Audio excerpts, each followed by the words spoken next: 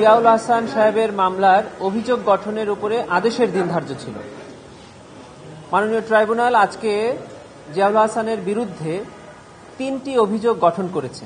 এই 3টি অভিযোগে তাকে 104 জনকে হত্যার অভিযোগ প্রসিকিউশন থেকে আনা হয়েছিল। সেই 104 জনের হত্যার অভিযোগ তার বিরুদ্ধে গঠন করা হয়েছে এবং আগামী 8 জানুয়ারি 2026 আগামী 8 ফেব্রুয়ারি 2026 এই মামলার প্রসিকিউশনের পক্ষ থেকে সাক্ষ্য গ্রহণ, ওপেনিং স্টেটমেন্ট এবং ডিফেন্সের পক্ষ থেকে সাফাই সাক্ষীর তালিকা জমা দেওয়ার জন্য দিন ধার্য করা হয়েছে। এখানে আরও কিছু মামলা আজকে ছিল, সেটা হলো যে টিএফআই সেলে সংগঠিত যে ইনফোর্স ডিসঅ্যাপিয়ারেন্স এবং মানবতা বিরোধী অপরাধের অভিযোগে যে মামলাটি ট্রাইব্যুনালে চলছে, সেই মামলায় একজন আসামির পক্ষ থেকে জামিন প্রার্থনা করা হয়েছিল। ট্রাইব্যুনাল সেই জামিন নামঞ্জুর করেছেন। অতঃপর ওই আইনজীবী প্রার্থনা করেছেন যে অ্যাপ্লিকেশনটা কেপ্ট দি রেকর্ড থাকুক, সেটি করা হয়েছে। ওখানে ওনারা আরেকটি আবেদন করেছিলেন যে এই ঘটনাস্থল অর্থাৎ টিএফআই সেল ভিজিট করার জন্য, সেখানে আসামি পক্ষের আইনজীবীরা সেটা ভিজিট করতে চান। এই আবেদনটি মঞ্জুর করা হয়েছে, তবে শর্ত দেওয়া হয়েছে যে প্রসিকিউশনকে জানিয়ে সেখানে যেতে হবে, প্রসিকিউশন চাইলে সেখানে উপস্থিত থাকতে পারবেন। ওনারা আরেকটি আবেদন করেছিলেন যে র্যাবের পক্ষ থেকে কিছু ডকুমেন্টস ওনারা চেয়েছেন, ট্রাইব্যুনাল এটি মঞ্জুর করেননি। আগামী সানডেতে এটার উপরে আদেশ হওয়ার জন্য ধার্য করা হয়েছে।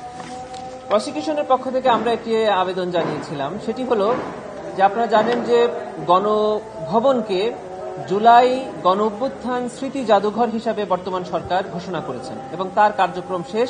আগামী 20 তারিখ সেটি উদ্বোধন হবে।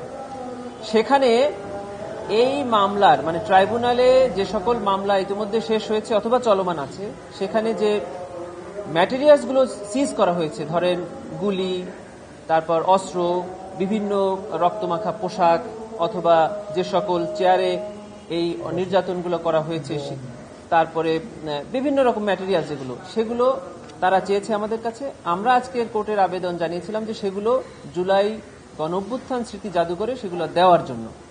কোর্ট 1 মাসের একটি অনুমতি দিয়েছেন যে আগামী 1 মাসের জন্য এই জুলাই গণ অভ্যুত্থান স্মৃতি জাদুঘরে ট্রাইব্যুনালের মামলায় সিজকৃত আলামত ওখানে তারা রাখতে পারবে এবং তারা এটাকে এক্সিবিট করতে পারবে, প্রদর্শন করতে পারবে। এই আবেদনগুলো আজকে ট্রাইব্যুনালে নিষ্পত্তি হয়েছে। ঠিক আছে। জিয়াউল হাসানের মামলায় উল্লেখযোগ্য বড় কোনো সাক্ষী কি আসবেন? সাবেক সেনাপ্রধান ইকবাল করিম ভূঁইয়ার কথা বলা হচ্ছে যে উনি আসবেন। হ্যাঁ, উনি ইনভেস্টিগেশন অফিসারের কাছে সাক্ষ্য দিয়েছেন। ইনভেস্টিগেশন অফিসারের কাছে সাক্ষ্য দেওয়ার শর্তই থাকে যে উনি পরবর্তীতে কোর্টে এসে সাক্ষ্য প্রদান করবেন। এখন ইনভেস্টিগেশন অফিসার এবং প্রসিকিউশন সিদ্ধান্ত নিবে যে কখন কাকে আনবেন। এটা আমাদের স্ট্র্যাটেজিক্যাল বিষয়, আমরা কখন কাকে আনব এটা আমাদের এখন বলার সময় আসে। ও হ্যাঁ, আরেকটি বিষয়, ট্রাইব্যুনাল 2 আজকে আবু সাইদের মামলার ইনভেস্টিগেশন অফিসারের সাক্ষ্য গ্রহণ এবং জেরা সমাপ্ত হয়েছে এবং আগামী একটা তারিখ নির্ধারণ ট্রাইব্যুনাল করেছেন যেদিন এই মামলার আর্গুমেন্ট শুরু হবে। এবং আপনারা জানেন যে একটি মামলার আর্গুমেন্ট হলো শেষ ধাপ, এই আর্গুমেন্টের পরেই এই মামলার রায়ের জন্য নির্ধারিত হবে।